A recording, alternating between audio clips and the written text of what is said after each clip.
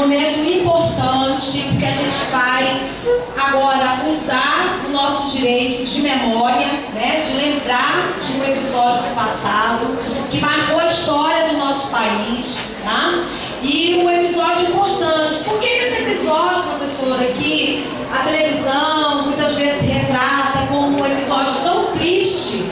Por que esse episódio tem que ser lembrado? Por que as coisas ruins, como as guerras, né? Como as mortes, como a tortura, por que tudo isso não pode ficar enterrado, esquecido do passado, se são aspectos tão negativos da nossa história? Porque a história sempre nos ensina que a memória e o passado são importantes instrumentos para que a gente não repita os mesmos erros no presente.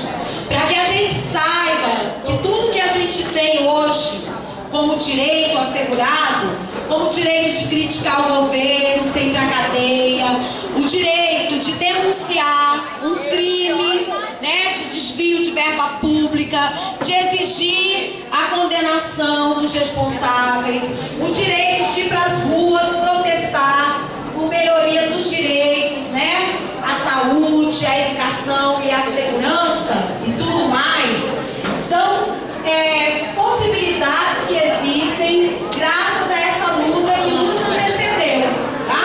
De brasileiros e brasileiras que lutaram para que tudo isso hoje fosse assegurado a gente, tá? Então, eu quero pedir a vocês, né, hoje, nessa manhã, que vocês tenham, assim, uma mente bem aberta para ouvir tudo que o nosso palestrante gentilmente veio nos dizer, contar, relatar sobre uma história que é uma história de vida, mas que se mistura com a história do nosso país, com a história de luta pela democracia e pela liberdade, tá? Eu gostaria também de ter de vocês hoje uma atitude bastante respeitosa, porque o nosso palestrante, ele não é professor, tá? Ele é um senhor que tem 65 anos, não é professor, então ele não tem um jogo de cintura que os professores têm para lidar com determinadas brincadeiras, conversas indevidas, tá? Então vamos mostrar que a gente sabe, né, se portar diante de momentos também importantes como esse, tá bom? Então eu vou começar aqui apresentando o nosso palestrante. O nosso palestrante é o senhor Mário da Silva Oliveira, casado, ele é natural do Piauí, ele nasceu no dia 16 de outubro de 1948, a profissão dele é técnico em eletrônica. Eu vou contar fazer um breve histórico, tá? Do senhor Mário. Em 1969, ele trabalhava na Rádio Nacional de Brasília, hoje conhecida como Radiobras, desempenhando as funções de operador de áudio, quando, nesse período, ele foi indiciado no inquérito policial militar. Esse inquérito policial militar foi instaurado para apurar atividades que naquela época o regime militar, né, os militares que estavam no poder, consideravam atividades subversivas. Mas o que significa uma ação subversiva?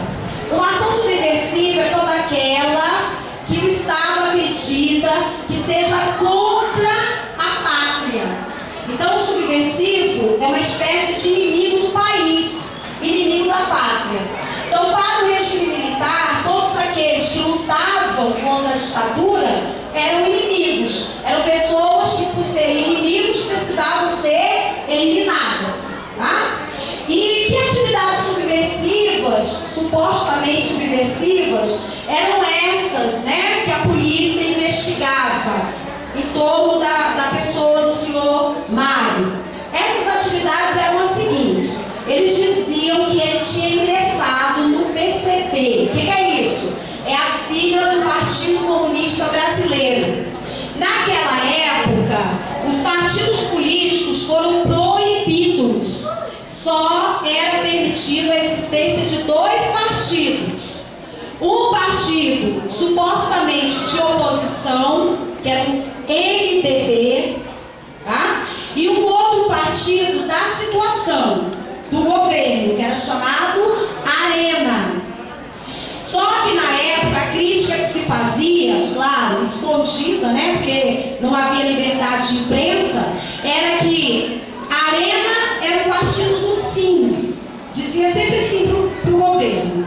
E o MDB, que era supostamente oposição, era o partido do sim senhor. Quer dizer, não havia diferença.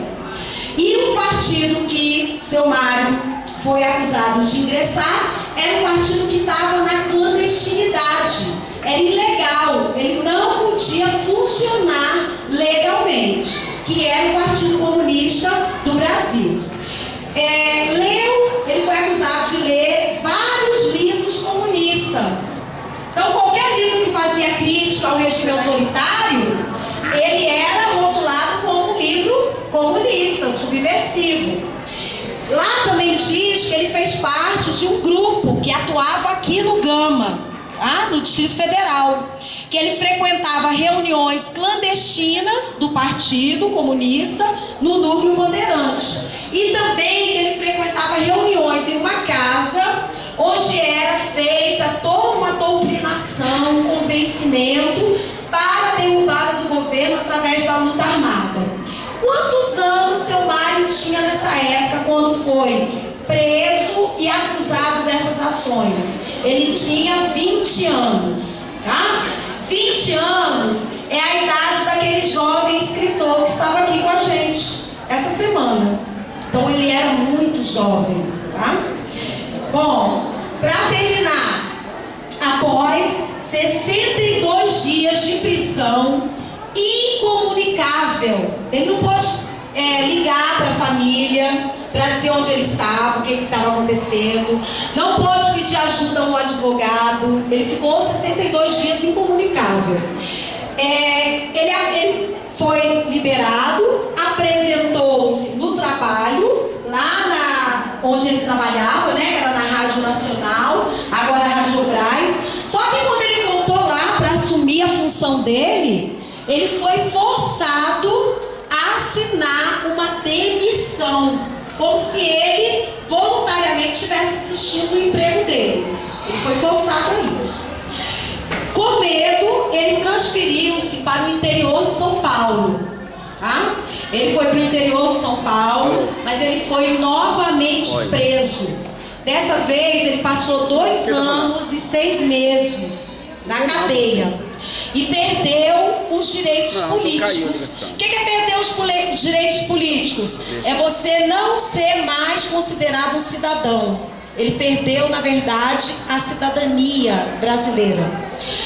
Ele permaneceu de forma clandestina durante 29 anos e 7 meses. Tá? Hoje, desde a década de 90, ele foi beneficiado pela anistia.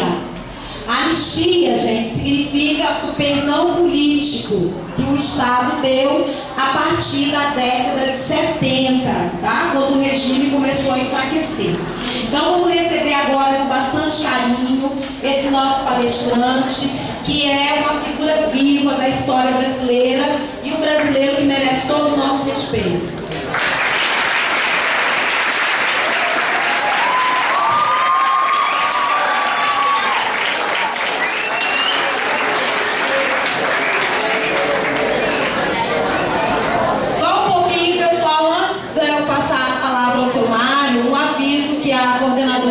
Que eu desse, o professor mandou avisar o professor Altair que hoje não haverá mais nenhum jogo da 7ª série, tá?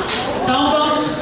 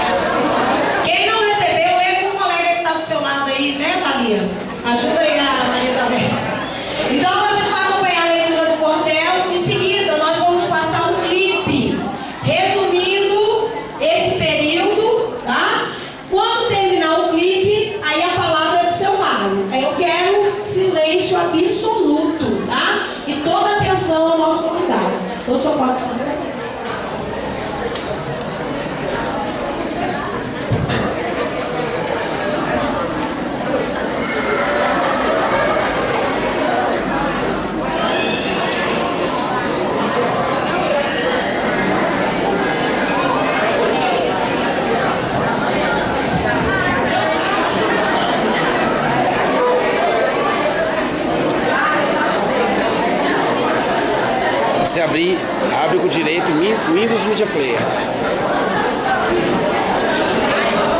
Gente, estão acompanhando aí.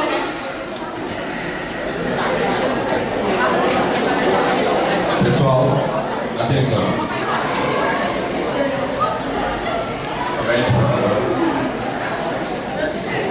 É o seguinte, antes de mais tudo, temos que pensar o porquê isso é importante para a gente. O porquê. Esse porquê, você tem que buscar dentro da história. O Brasil sempre foi, desde o descobrimento, lá em 1500, por Cabral, chegou aqui e começou, então, essa coisa do espólio. Tirar do Brasil. Tirar do Brasil o quê? Tirar tudo. Ora, foi a Inglaterra, certo?